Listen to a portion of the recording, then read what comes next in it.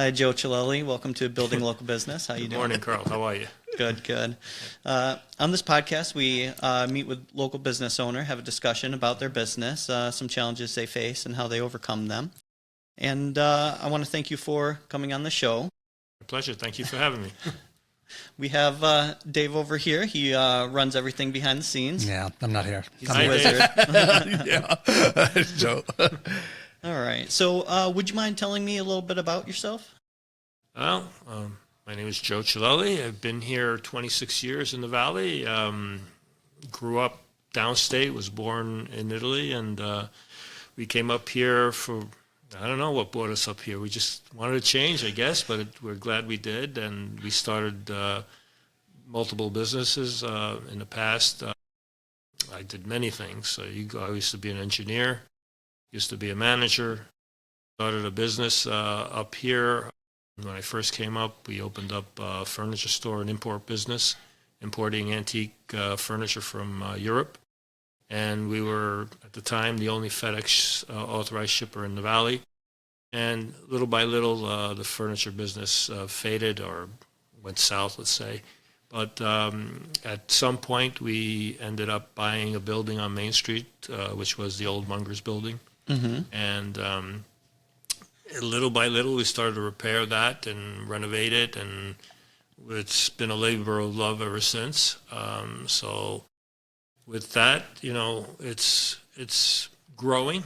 I mean, we bought it in the fall of 2018, and then for the next year plus, we've been renovating it.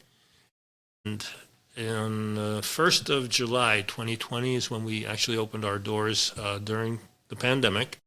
And we were allowed to do that because at the time, if you remember, there was an exception for any food establishments, Yeah. which is why we added the Italian market to the vendor mall, which allowed us to open on the 1st of July. It's a brave thing to do that. Yeah, time. it was. Well, we were scheduled to open on first.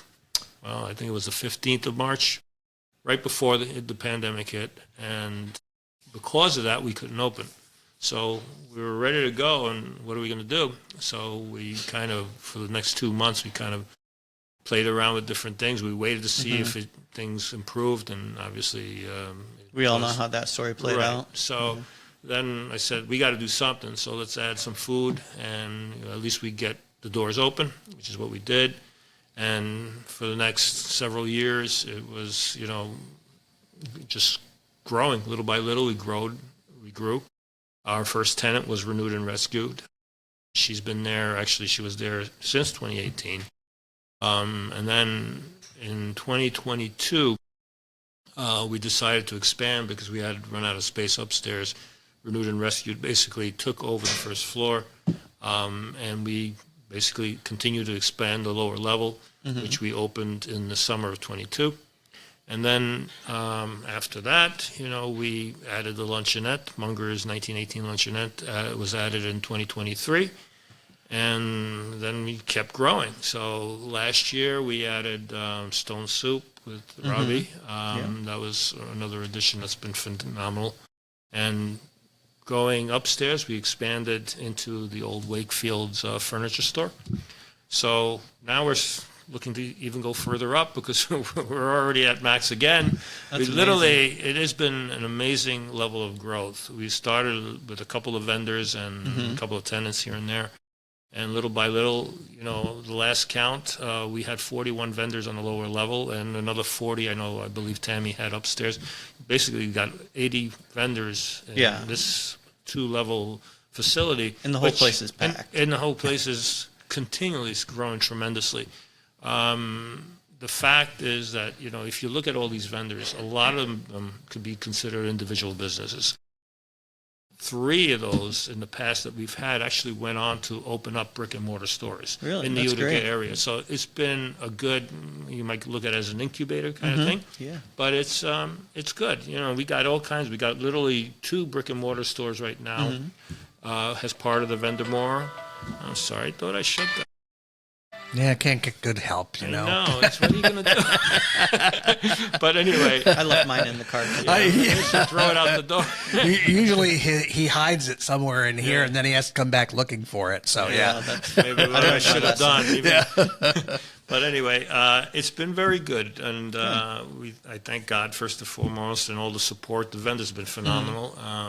We're now, like I said, there's many other projects in the works happening as far as expanding to, because you got to remember we have 4 floors, four levels here. 4 floors. Four floors with 4 buildings combined. We only renovated a floor and a half.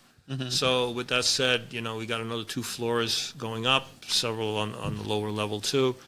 So there's plenty of things that are happening.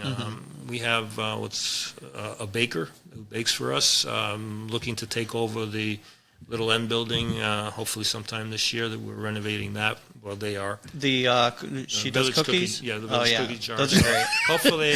Carl knew what the cookies were right away. So My wife liked there's going to be cookies and there's going to be sweets. So hopefully at some point, they could get, that all renovated, and that you'll see some kind of grand opening at sometime later on this year. Awesome. Like I said, in the meantime, we're still developing different parts of the building, little by little. Just takes a lot of time, a lot out of you, because it's time and money. Well, you've come a long way, that's for sure. And you started right off the bat with a major challenge, shut down there. Yes. And you managed to overcome it by getting some food sales in there. Yeah. Now, was that the biggest challenge you've had so far, or did you come across other hurdles that... Well, I mean, you got to remember, and I don't want to degrade anything, but Main Street is what it is, okay? Right.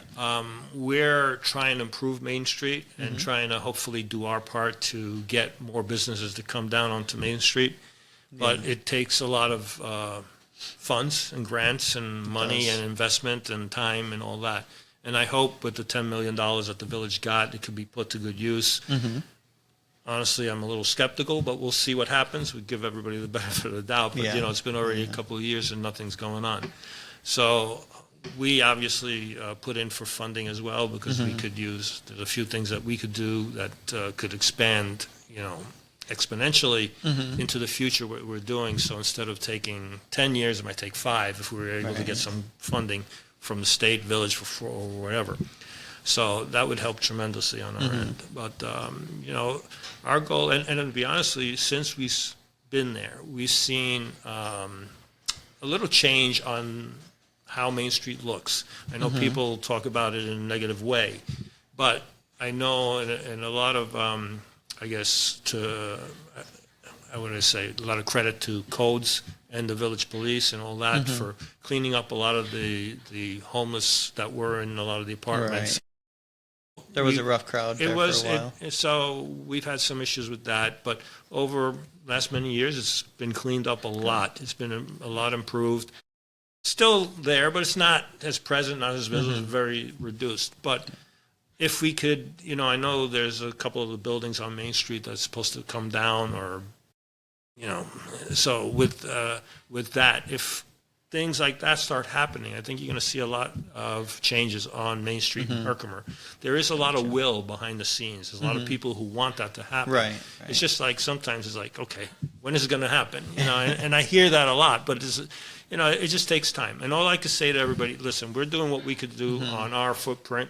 We're trying to add events. We're trying to, make it better so people realize, there's more to Main Street than what you just see. Right. So, and you have, you said 4 buildings there? There's 4 that were put together under the old ownership. The original owner, Mr. Munger, who, when he bought them, he combined the old Opera House, which was one of the buildings, which is from 1884. A lot of history there. A lot of people didn't know we have an Opera House in Herkimer.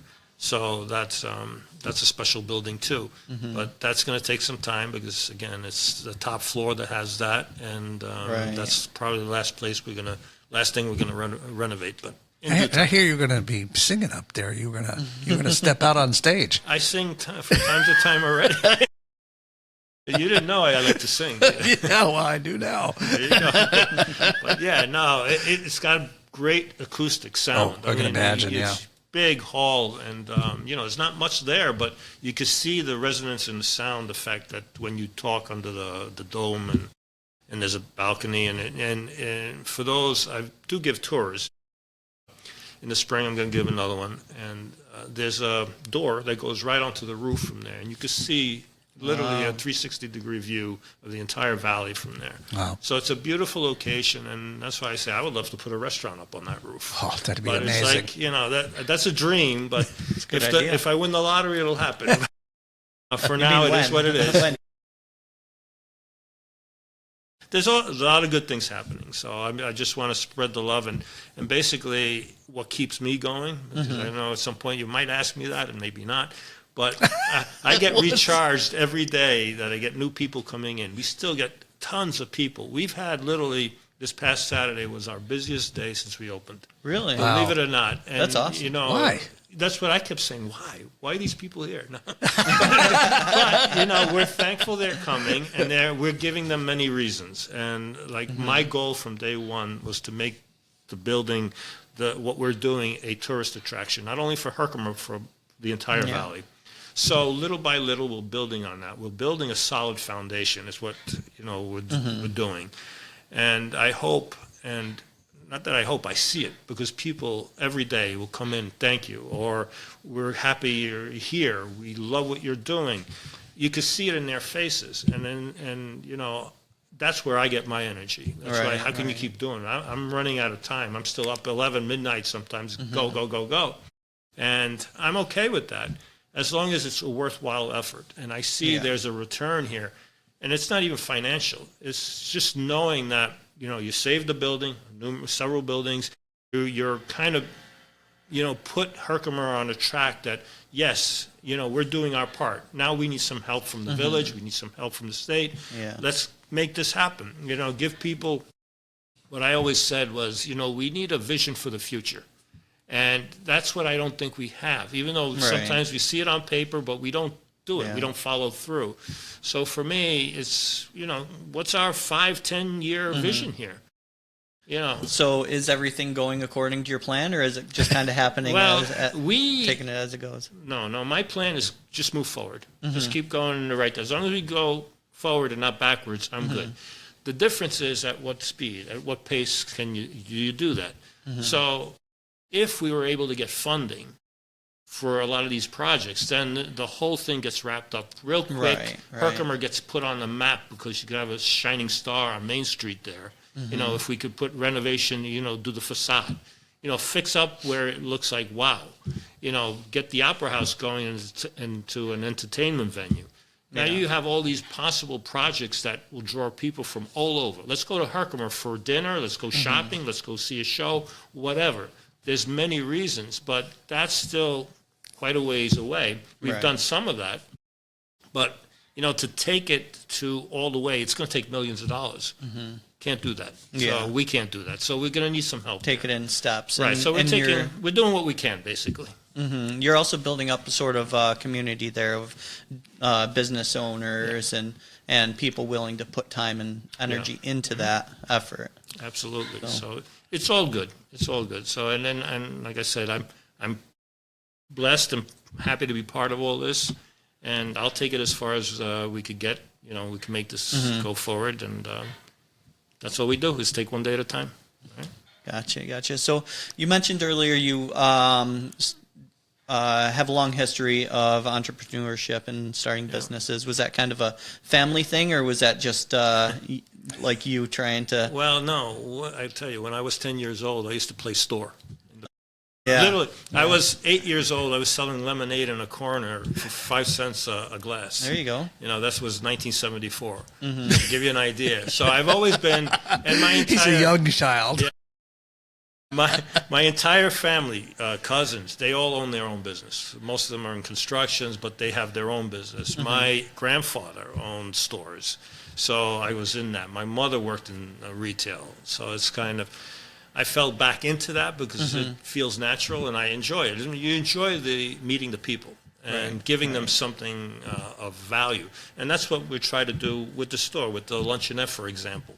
we're getting a lot of the products either local, or just to give you an example, Foxtail Bakery here, we're getting their bread to serve. So real good product. We're getting the flour for making the pizza from Italy. We're getting the sauce from there. We're getting different things and trying to always give a product that's really high quality. Yeah. So if you haven't had a chance to come out and enjoy a nice, very unique pizza on a stone oven, please come out. And it's lower level of Mohawk Valley Community Market, and it's called Munger's 1918 Luncheonette. Yeah, I recommend it for anybody. I went in with my son, got a couple pizzas, and they were gone easy. Yeah, and just so people know, we're only open Thursday to Saturday, okay, 10:30 to 4, down on that level. But the market is open 7 days a week, basically from 10 to 4:30, and Sundays from 10 to 2. So come out and see us. And do you do the pizzas? I can. You've been back there. I've been there. I could do it. I have a friend who helps from time to time. So the pizzas are kind of turning out to be the highlight. Was that a surprise? That was a surprise because it wasn't intended. I mean, it's basically we try to serve sandwiches, soups, salads, things like that. But I came across a nice little stone oven last fall. I figured I'd take it from my home and put it there, but that didn't work out. So I put it in when we renovated the kitchen during the summer last year. We put it there, and little by little we started making bread and started playing around. And I said, "This is darn good." And then with the quality of the ingredients, it elevates it completely. So, but it has taken off. Really, I'm very pleasantly surprised. A lot of people are coming in just for the pizza, and it's we thank everybody for that and keep coming back. That's great. So, as you grow and expand and work towards the end goal, where are you investing your time and money right now towards that? I'm there almost every day, basically keeping the ship going. Keeping the business going. We're growing. There's not enough time in a day, really. So we do what we can do. But like I said, where we are right now, we're at the point we need to expand.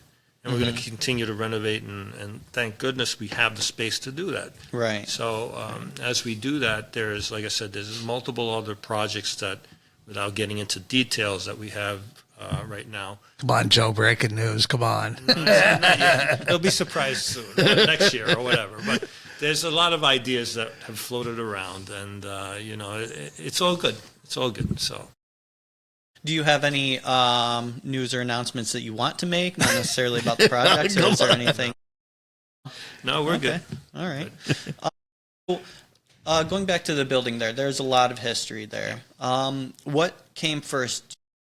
You owning that piece of real estate, or the idea for the business, and you just kind of got that as a means to an I've end? always wanted to buy a building for my previous business, which was the furniture. So I was always looking, and I had the opportunity of buying numerous buildings throughout the valley and in Utica, and even in the contract, they all fell through, and then I gave up on it. And then I closed my business, for my furniture business, and then the year after, 2018, I stumbled onto this, and I said, let's see what we could do with this. But the idea of a vendor mall was always there. I mean, from day one. So that's what we did, and that's because obviously, as you imagine, owning a building, there's a lot of expenses, so you can't just let it sit. And that's the other part. It had been sitting to some degree. The previous owners used it for their business, but it wasn't fully utilized the way it was supposed to be. It was let go in a lot of degree. There's water spots and the flooring. We did everything. Right. So we put it back together to its original intention, which was retail. And it's the building itself. I can't tell you how many times it's helped us, because the lower area on the other side under the Opera House was used for the maintenance of the building. So there's parts, there's wood, there's old windows, there's anything you needed to repair the building was there. So a lot of the restoration we did was using the old stuff and bringing it back to life. So it's amazing to see how it became what it is now. Again, it's retail, which is what its original intention ever since it was built in 1918, all the way till now. But it got let go. It wasn't loved. We are actually the third owners from the time it was built. So Okay. we're happy to, bring back some life into it and Yeah. what it was intended to be. But we've added more because there wasn't, a food establishment there previously. So we added the luncheonette and obviously Robbie next door with the restaurant. And that was, I was told, was the original shoe department was in there. Oh, okay. So that was something that was neat. We actually wrote a book a year ago on the history of the entire store. And right before we did that, the final thing we did, because over the last 5-6 years, I've been gathering information of actual former employees. Oh, So yeah. if, people used to come up to, in the store, I used to work here. I used to run the elevator. I did this, whatever. So over the course of the last few years, I recorded, took their information. And about a year ago, we had a former Munger's reunion, if you want to say, of That's really neat. past employees. And the author who wrote the book basically asked them questions, and we published this wonderful history of the Munger's Department Store in this book called The Mercantile Palace of Mr. Munger. And it's available at the market anytime if you guys are interested or Awesome. know anybody who might be interested in that. But it's I've learned a lot too because he did a lot of the research. I knew a lot. I gave him my information, and we kind of went back and forth. But that was very eye-opening to me too, Yeah. how it evolved over the decades. I've learned that the top floor was added on in the 1940s. It wasn't there from the beginning. So it's kind of things, and how the facade changed and how it changed ownership. Going back to the interview with the employees, a lot of them were very interesting. And I had one who came to me, it was an older woman.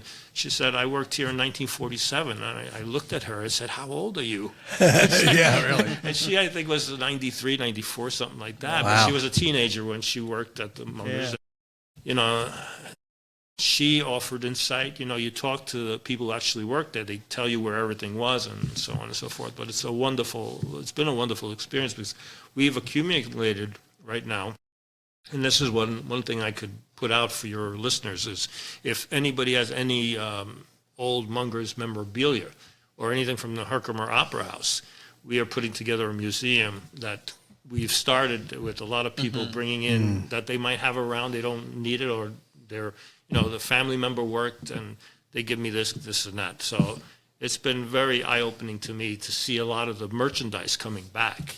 I have a wonderful hat from, it says Munger's on there. That's great. Acquired a fur coat not too long ago with that too, and all the papers. Yeah, I see some documents you have in there on It's display. wonderful.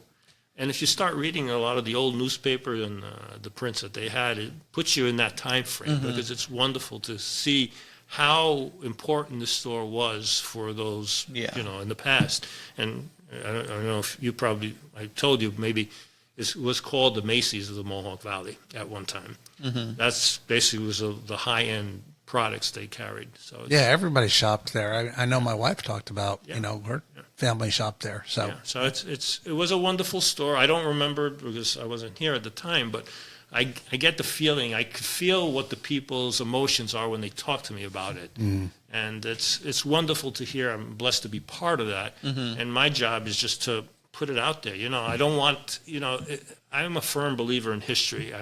I'm a history buff, you might say, to some degree.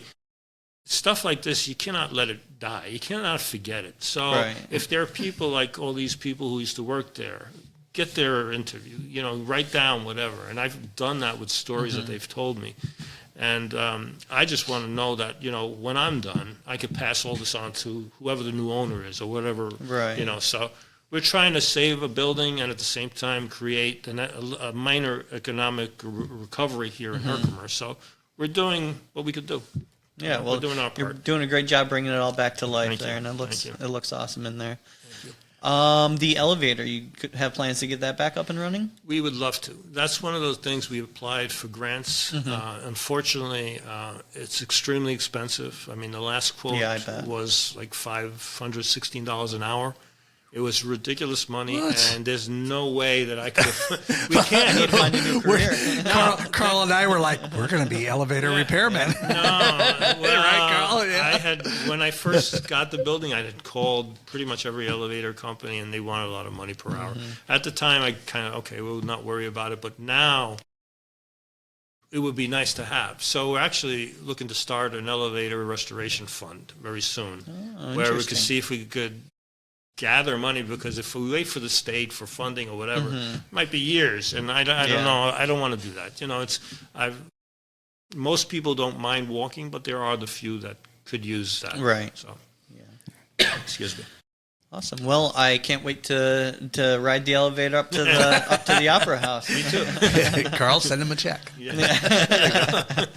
Start the fund. Start the fund. That's all good. Awesome. Well, it's coming out great, like I said, and I do see that you keep expanding more and more and opening up a little bit more and a little bit more as time goes by. Can't wait to see. In just this, just the last maybe year that I've known about the place, I already see a lot of progress there. Like, give you an example, like with the restaurant next door at Stone Stoop, we added the whole back beer garden. So that's a tremendous little, nice little area back there. It's private, but yet you enjoy yourself. It's very comfortable. Robbie did a phenomenal job there. I hope everybody also goes to check out, Yeah, I haven't Stone tried. Soup. I haven't been there yet. It's really good. Is It's it? real good food. Yeah. Yeah, he does a phenomenal job. So, but that's just an example, and there's many other things that we throwing around ideas on. What can we do over here? What can we do there? So, you got the space. I feel we got to do something. Yeah. But you just don't want to open up. You want to renovate. You want to fix it. You want to have a decent idea. So, but in due time. Like Yeah. they say, where I come from, Rome wasn't built in a day. Well, whatever you're doing, it's working. Were you part of the crew? Yeah. All right. Well, I think you're doing really interesting things and tying in like your interests and then your heritage and the history of the place all together. It's really neat how it's coming out. Well, that's like I said. We had I'll give you an example. We had a customer over the weekend who was so impressed with the pizzas, but he said, "You guys are putting the love in, the passion," and I know that's what we're doing in the whole building. You could do something, but if you don't have that love and passion behind it, you're just doing it. So here it actually shows, and I know it shows because people are telling us, we see what you're doing, and and not that we want any praise, but we know that it's a good thing that we're doing, and we're going to continue to do it as long as the public wants it, and we can do it health-wise. There's many things that could change, but God willing, we'll keep going as far as we could go, and if we could get some funding, whether from the state or from wherever, then we move the whole project forward, and it's a big help for the valley, in my opinion. Well, I'll be asking around for you. Thank you. All right. Well, I want to thank you for being a guest. It's been a great discussion. I'm looking forward to spending more time there. I go in all the time, as you know. Yeah. Looking forward to that. And just for everybody's, just so everybody knows, it's on Main Street in Herkimer. Yeah. And there is an entrance with extra parking off rear, of North Washington Street. North Washington. Yeah, North Gotcha. Washington Street, so there's a full parking lot. I just tell people, just look for the Herkimer Fire Station. It's right next door. Perfect. All right. Well, thank you guys. Thank you, Dave. Thank you, Joe. It's been a wonderful discussion. Thank you for having me. I appreciate it. Take care. Have a good one. Yeah.